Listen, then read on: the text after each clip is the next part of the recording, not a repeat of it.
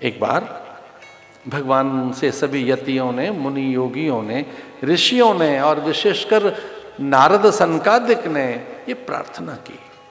एक बार ऋषियों के बीच में घिर गए भगवान, और भगवान को अत्यंत आह्लादित होते हुए देखकर उपदेशित भाव से भगवान बैठे थे। भगवान उपदेश देने के लिए बैठे थे। तो सभी ऋषि मुनियों ने उनसे प्रार्थना की, विशेषकर नारद और सनकादिक ने विनय पूर्वक उनसे कहा कि आज तो महादेव भी यहां बैठे हैं और चतुरानन ब्रह्मा भी हैं, हम तो आपसे एक भेद चाहते थे, भेद का प्रकाशन। और सनकादिक, नारद ने, ऋषि मुनियों ने उनसे प्रार्थना की कि हम मूल सत्ता आपकी देखना चाहते हैं। हे नारायण, आपकी मूल सत्ता क्या है? आप तो त्रेता में राम बन जाते हैं, द्वापर में श्याम बन जाते हैं, कभी परशुराम बन जाते हो, कूर्म, मीन अवतार, विविध अवतार आपके। ऋषभ देव का एक अवतार आपका, व्यास एक अवतार आपका है, और तो और हमने बुद्ध को भी 24 अवतारों में एक अवतार माना है। एक कली अवतार आपका होगा। इतने जो अवतार हैं, जो आपकी विविध प्रकृति अवतरित होने की, हम आपको जानना चाहते। आप कौन हैं? हम आपके सत्य को, आपके अस्तित्व को, आपकी निजता को, आपकी व्यक्तिकता को, जो मूल नारायण तत्व है वो क्या है?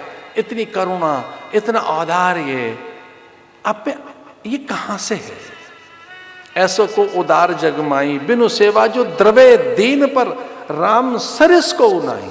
हे नारायण, जो इतनी करुणा आप में है, इतना औदार्य, भक्त वत्सलता, भक्त के पापनाश के लिए आप इतने तत्पर रहते हैं, अघनाशक हैं, दुख भंजक हैं। हे नारायण, हम आपके मूल तत्व से परिचित होना चाहते हैं, तो क्या हम आपके उस तत्व के दर्शन कर पाएंगे? और तब भगवान ने कहा, हाँ, आज महादेव यहां हैं और चतुरानन ब्रह्मा, यम वर्ण और कुबेर, इंद्र आदि और सनकादिक, नारद की ये अगर प्यास है, गहन जिज्ञासा है, तो लो आज मैं अपना मूल रूप दिखाता हूं। और फिर भगवान में अचानक ही प्रकाश विकिरित होने लगा। उनके अंग अंग से, रोम रोम से एक भव्य दिव्य विद्युत वर्ण प्रकाश, ऐसा लगा कि करोड़ों सूर्य उनमें से एक साथ उगाए हैं, पर वो शीतल हैं, वो अद्भुत सौम्य हैं, अमृत वर्षण है, जैसे मानो एक अभूतपूर्व, एक दिव्य चिन्मय प्रकाश भगवान के रोम रोम से निकला, और उस प्रकाश का एक पुंज खड़ा हो गया। उस प्रकाश ने चारों ओर से घेर लिया भगवान को। उनकी देह कांति, उनमें से दीप्ति, नवलता, उनमें से एक विद्युत प्रभाव, जिसमें रस, आनंद, मोद, माधुर्य, करुणा, कृपा, उनकी भक्त वत्सलता जैसे निकल पड़ी हो। एक अद्भुत प्रकाश। ऋषियों ने देखा धीरे धीरे वो प्रकाश एक काया बनता जा रहा है। उस प्रकाश में से एक छवि निकल रही है, उस प्रकाश में से एक देह निकल आई, और जब प्रकाश में से देह स्पष्ट हुई तो वो स्त्री थी, 16 वर्षीय, मौना, धीरा, गंभीरा, रासेश्वरी, रम्या, रामा च परमात्मना। एक धीर, गंभीर, शांत, सौम्य, रस, माधुर्य रूप, विद्युत वर्णा, यानी इतनी गोरी गोरी वो काया, जैसे बिजली चमक रही हो, इतनी उजली उजली वो काया।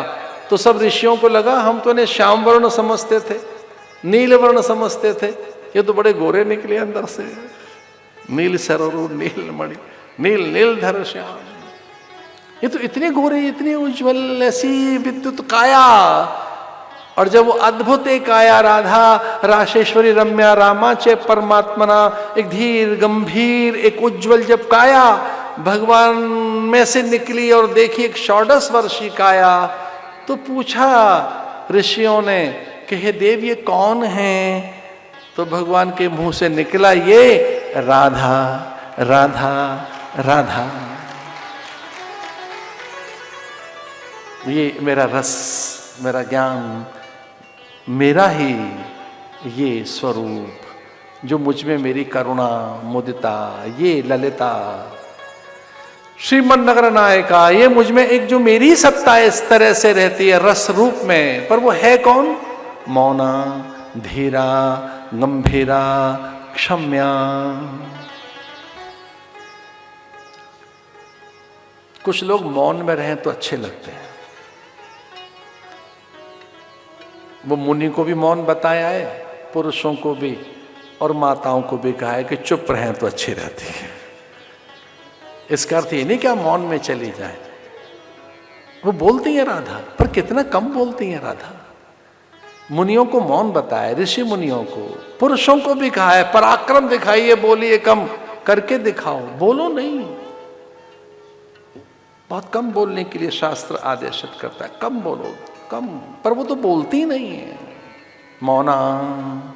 कोई पूछे राधा का पहला नाम क्या है? मौना, धीरा, गंभीरा, क्षम्या, लास्या, रसः, नित्या, सिद्धा, मंगला, मधुरा, और उनका आद्य नाम है आद्या। उनकी प्रकृति है कल्याणी। इसलिए जितने भी शाक्त ग्रंथ हैं उनमें उनकी चर्चा है।